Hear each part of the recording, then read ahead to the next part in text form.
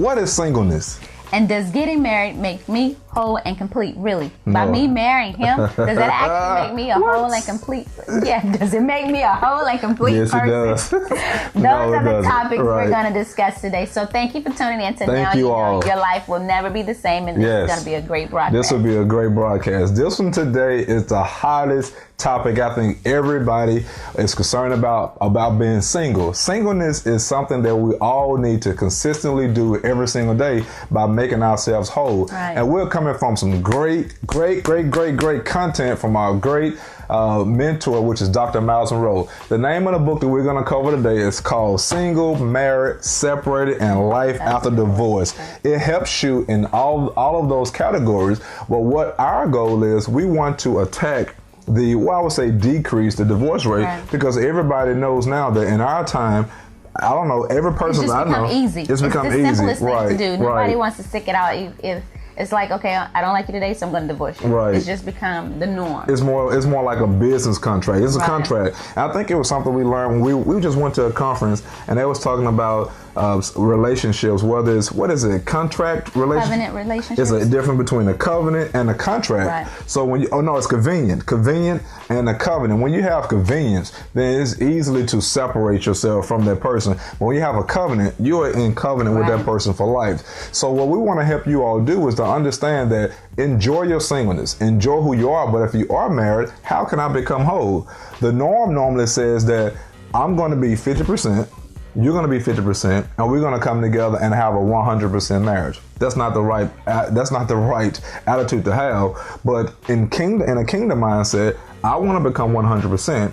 I want you to become 100%. We know ourselves, we know our gifts, we know our purpose, we know why we're here. And then when we come together, we're married, then we are created to reach a certain destiny while we're married. Exactly, and that's what being single is all about. When we say the term single, it doesn't mean a person who is by themselves, doesn't have a boyfriend, doesn't have a husband, or anything like that. When we say the term single, we mean a separate, whole, and unique individual. Right. That's what being single is all about. Everyone was created to be a separate, a unique, and whole individual, knowing who you are, where you're going, and what passions and desires that you want to accomplish in life. Those are the things that you need to be focusing on, knowing who you are, so that when it is that time to have the mate that the person or the person you desire, then you're ready. Because now, like you said, 50 and 50, I don't want to come to you 50-50. And that's how we got together. We weren't complete when we got together. I was 50, he was 50.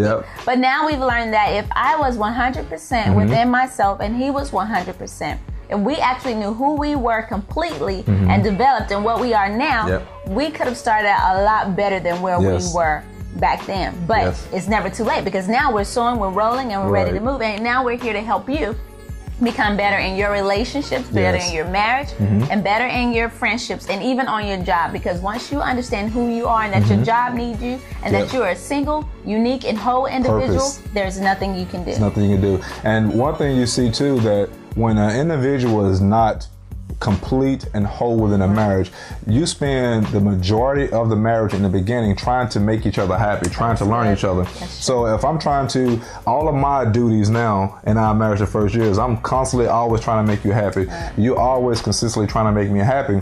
Then we waste a lot of years, we waste a lot of money, we waste a lot of time, and we almost neglect to reach our destiny because you're spending time doing things that you should have done when you were a single person. And you drain your other mate. You drain your mate. You drain your mate, you drain your friendships, you drain your job relationships, because you're pulling on people and you're expecting them to fulfill a void that only God can fill.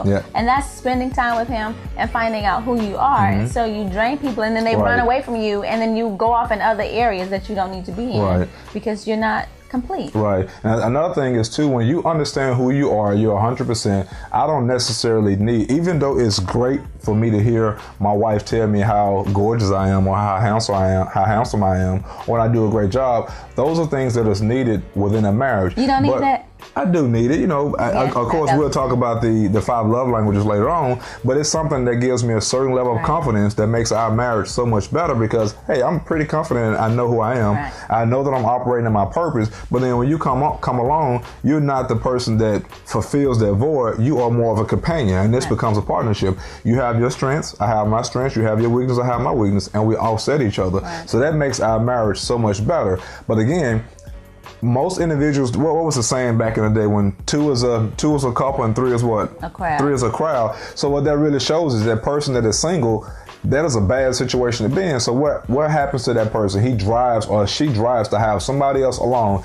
Even though that person is not meant to be in their destiny, they still want to just bring somebody along because they want to make sure that they don't feel like they are separated or they are an oddball, so to say. So that's why we want to show you all that it's important for you to understand that singleness is a great thing. Singleness is a God-given thing. If we go back and study in Genesis 2:18, when God originally had Adam in the garden, Adam was so busy doing his assignment that God had given him that he didn't even realize that he was alone. He didn't realize that he didn't have another companion. Even though every other animal in the garden had a companion, Adam was so busy naming all of the creatures that God had given him his assignment, he didn't pay attention to being alone.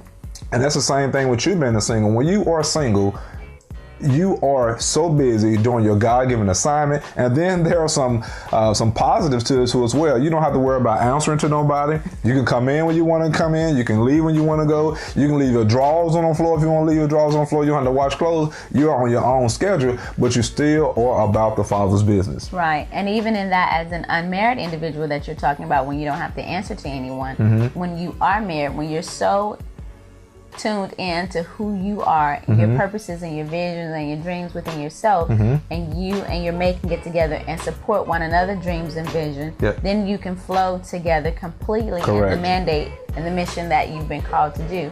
And that's so important to know that when we say that you should be a single individual, it doesn't mean that you isolate yourself now from your mate if you are married. This is to help you go back and have a self-check and self-evaluation. Correct. And say, did I really do everything that I really wanted to do before I got myself in this relationship? What were some things that I wanted to accomplish? What were some goals? What was my ambition? Right. Because nowadays, a lot of people rush to be in a relationship and they never take the time to answer the simple questions is, are we really compatible? Have I really connected with someone that really fits my mold, my agenda, my goals, my vision? I may have wanted to marry someone that was tall and light-skinned and weighed 255 pounds, but I married someone that was dark-skinned and bald-headed. You may weigh good choice. But the point is, you would be settling, you know, if you didn't have a plan, if you didn't have a purpose. And then now, if I'm looking at him, I'm like, oh, you should have been light-skinned. Why you know wait? You need to gain some weight. You need to. Now I'm putting all the pressures and all the demands on him to be something that I would desire to have when that was never who he desired to be. And it's all because we didn't take the time to actually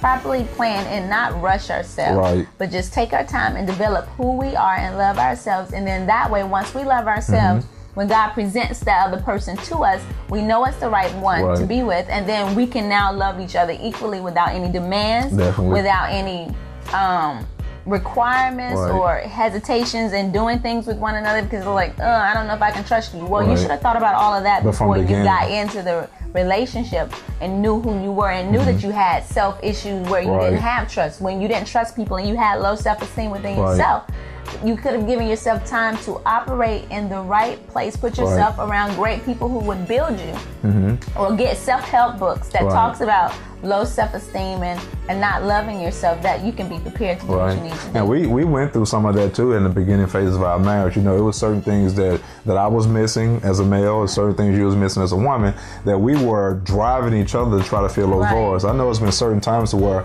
we've called our spiritual parents and even said, I've said, hey, I just need some help. It's something that I can solve, that only another woman can solve. But really, it wasn't even in that situation. It was really something that she had to really spend time with the King to understand what is her destiny, to understand who is she, what is her purpose. When she began to understand her purpose, then it was a whole lot easier on me as a husband to not try to fill those voids. I was there for her. I prayed for her, but I knew a long time early in our marriage, but there were certain things I could not feel. Right. And that came because I didn't take the time to properly understand, or I wasn't in an area where I could actually be fully developed where I needed to be. And sometimes you have to be very careful of where you are and where you're connected, because if you're not connected in the right environment, the seed that is inside of you will not grow like it needs to, because it's starving.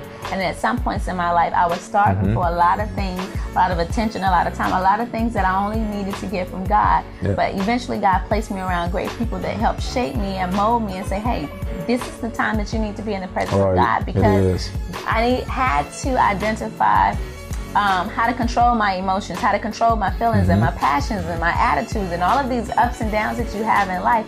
It's because you're looking and you're seeking for someone to make you emotionally happy, or to put you on this high for the day, but then after today I don't like you because you're not feeling my high again. Okay, well then that's not necessarily Adrian's issue. That's my issue. And that's what you have to realize is know who you are, know your flaws. That's true. Know your strength, know your weaknesses, and work on those things so that you can become whole, complete, separate, and unique. You need all of these things, because if you're not, you're unstable. And two unstable people will not produce a solid foundation. It's going to be rocky. It's going to fall apart. You're going to be up and down, wobbling. One time the storm will come, you fall over, you get back up. Why? Because you're not stable. And it's very important for you to be stable. If your mate is unstable, don't be trying to fix your mate. I wasn't trying to fix Adrian. I was trying to fix myself. It is up for him and God to fix him. And that's where a lot of relationships and marriages fall as well, because the other person thinks that it's my right to change you and to fix you and to get you to where you need to be. Well, we hear that a lot, don't it? We do. I'm going to change him. I'm going to get him saved. I'm going to get him this. That's not your responsibility. Your responsibility is to take care of you. Make sure that you are 100% in knowing who you are, knowing your purpose. So when you have somebody, it's just like even a vision. When you have a vision over certain things and something comes in your life that you know that doesn't line up with your vision, you know that you can't go that route. So it's the same thing with your mate. If you know who you are, you know the destiny that God has given you, you know where you're going, and somebody else coming and they're going totally left or going to the right, then you know that person's not for you. They may be a good friend, but that's not the person that you want to lock yourself up with. You don't want to unequally yoke. A lot of people say unequally yoke means just religion. You know, you don't need to marry somebody that's a Muslim. So much more than that. It's so much more than that. Yeah, you want to make sure you marry somebody that's kingdom thinking, but unequally yoked goes much broader than that. It's with your vision, it's your likes, it's are we compatible with each other? It's just almost like anything else. You have to make sure that certain things are compatible. You have to make sure that you are compatible with that person, and don't be afraid to write down things and ask the individual, what are your goals? If you get with somebody who doesn't have a goal, who doesn't have a vision, that they are attached to you because of conditional things. So I know that I've heard several times to where we sit with certain couples and we ask them, okay, why do you love this person? Why do you want to be with this person? They say, well, because he has a good job, because he's handsome, because he talks to me well. What happens when he doesn't have a good job? What happened when he doesn't talk to you so well? Does that mean now that the relationship is over? So you have to make sure that you are 100% and that you can have unconditional love, a covenant with this person. Like we have here, no matter what she does, I'm still going to stick with her because I know that we have a covenant with each other. So if well, I'm not going to say the weight part, but if that happens. About weight? He's talking about weight. I ain't talking about the weight. But you have to be real. I mean, one time, you know, when you marry, I marry because she has great looks, because she has a great shape as a woman. I mean, that's who we are. I don't see how the other things, how you end up going to somewhere else when you have a woman that's, you know. But anyway, I keep on the subject. But anyway, when those things are lost or those things are not there anymore, then that becomes a condition. You know, love. It's not unconditional. So if that person goes through sickness or hurt or pain or something, you want to make sure that you understand their covenant and you can stick with that person no matter what. And that's good you said that, because we've also seen in relationships and marriages where the other person has this been diagnosed with cancer on several occasions, not just once, but several occasions, or any other type of illnesses and sicknesses, and then the other mate doesn't stay around because it was more of an outside attraction. It wasn't a covenant. Based off of the covenant, they didn't know who they were within themselves, so that they could help the other mate and know how to stay connected with one another in spite of the challenges, and know that the life that we have together is called for a purpose. And if you go, then that kind of hinders the purpose. We have to know how to stick together and support one another. through the good and the bad. And that's not just in marriage. That's on your job. When you are in relationship with coworkers, you need to know how to be complete within yourself, that you're not intimidated by the people that's on your job. Correct. And make you feel like you're not worthy. Oh, well, they're smarter than I am. They can develop this program a lot faster than I am. Or they have the boss's attention and they'll be the next VP and I'll stay in this position for the rest of my life. That's nonsense. That's not what you've been called to do. Correct. You are just as important as the other person sitting next to you in your cubicle, or the next person in the school system. You can be the vice president. You can be the principal. You can be whatever you desire. But the thing is, a lot of times we hold ourselves back because of our own insecurities of not being single. And that means you're not a whole person. You haven't gathered your thoughts. You haven't realized that you are a jewel. You are valuable. You are just as important. You haven't realized that the destiny is waiting on you to take place and for you to create it. You're waiting on somebody else to create a lot of things, and it's you that's supposed to be creating it.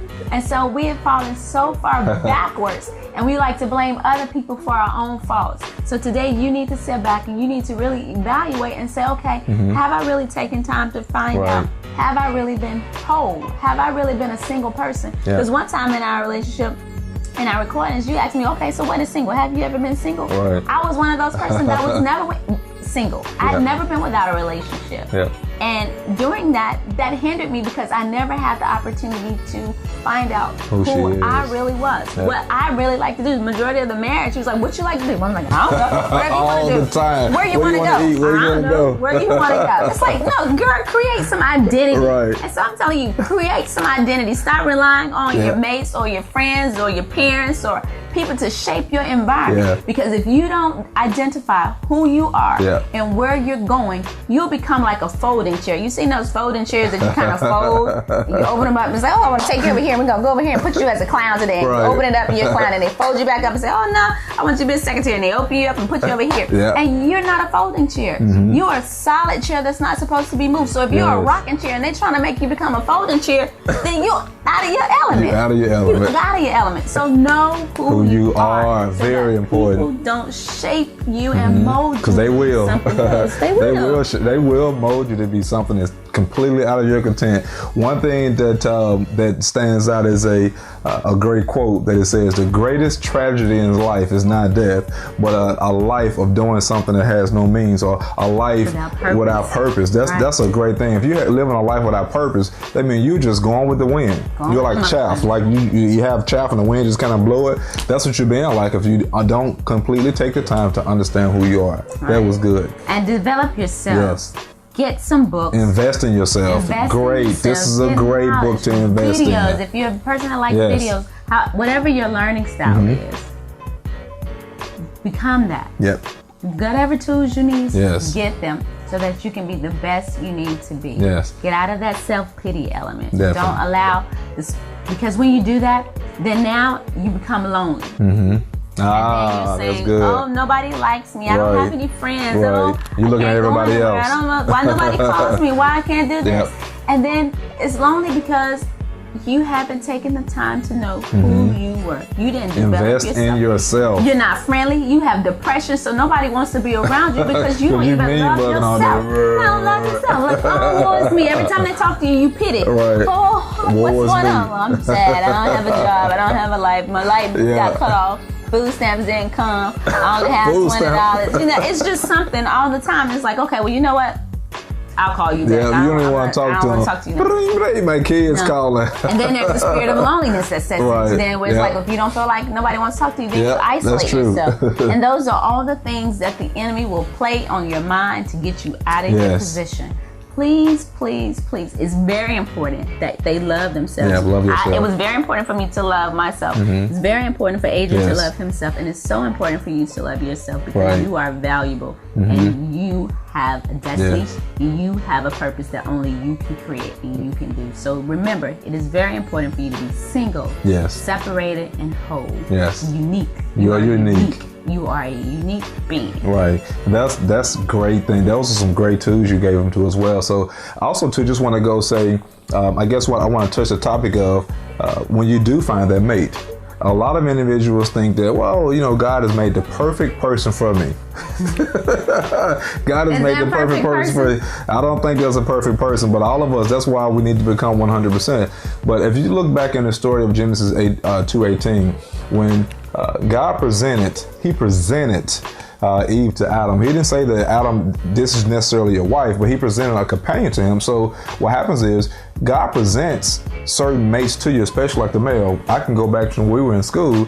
There were several women that came across my path, but then, my lovely boo thing came past me, but you were with other women too as well. You were with other women, and there were other women that came across, but it was something about. Wait, I wasn't with other women like that. We were hanging out. When you say other women, you had friends. I had friends who say, people like she had other women. No, you said she was with other friends in school. I was with other friends. She was in with the other crowd. friends. Let's clarify that. She was with other friends in the crowd that passed by.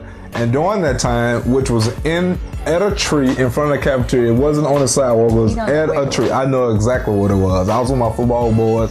You came by with your friends, and God presented her to me. And I noticed her at that particular time. And I took advantage of the opportunity. So a lot of individuals are sitting back waiting, say, oh, I have the perfect mate, and you are spending all your time waiting, instead of being about God's business. Right. Take care of your business, operating in your gift, and then God will show and present that person in front of you. But don't spend majority of your time looking for a mate. You're going out to clubs, you're going out to here. Your mission is to look for a mate, and you're not even doing the assignment that God has given you. Do your assignment, do what you're meant to do, and God is going to present that right person to you. Because when you found me, I wasn't looking for a mate. And I wasn't either. I had been in my room talking to God the night before, and I was going through some issues and some things, and I was just tired, and I'm like, God, I'm not going to sit in this room today. I'm going to get up, and I'm going to go out, and I'm going to enjoy life. And it just so happened, when she was I walked obedient. past him, and I didn't even see him. He addressed me first, but God presented me to him.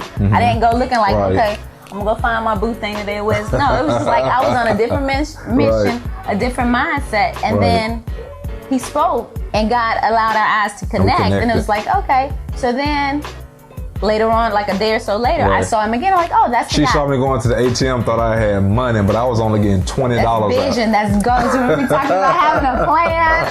So once I was fucking, it was like, okay, all right, this young cat here got some money. I had some money, He only had $20. I went to the ATM. I went to the ATM to get my last $20 out, and just in that moment, God presented me again in front of her.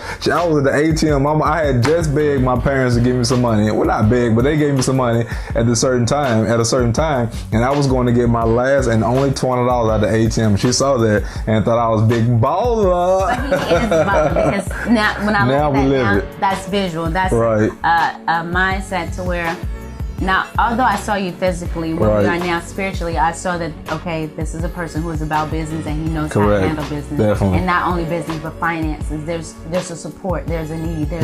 Because women, we like support. Security. We have to have security. We have to know that it's going to be okay and that God has provided for us, whomever he's allowed us to connect with, these people around us are going to take care of us. And that's the one thing that married people do. They support and they care for one another. But if you're unmarried, then God has allowed individuals around you, whether it's in your workplace, whether it's your friends, whether it's in your community. He's also placed other individuals around you to help you, and that's what Genesis 2:18 is about, because he said it is not good for man to be alone. Correct. He didn't say single, he said being alone, which means I need people around me to help me cultivate and grow what needs to grow in this day. So you have people around you. You may not have that mate yet, but they're coming if you desire it. And if you desire not to have a mate, then you have individuals around you that will help you grow and dominate and create whatever it is that you are wanting to do. There's nothing stopping you but yourself. Nothing stopping you but yourself.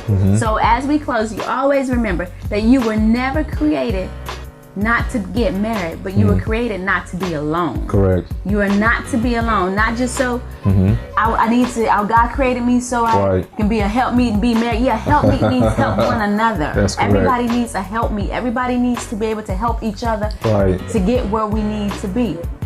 But you were created not to be alone, because you have a great future and a great destiny. Right, that's true. And I want to add one last thing to that too, as well. That was great. Married couples, I'm gonna challenge you. We are victims of doing this too. All of the single people around us, what's the first thing we try to get them to do? Get married. Try to get married. When you're single, hey man, when you gonna find your mate? When you gonna get married? When you gonna do this? When you gonna do this?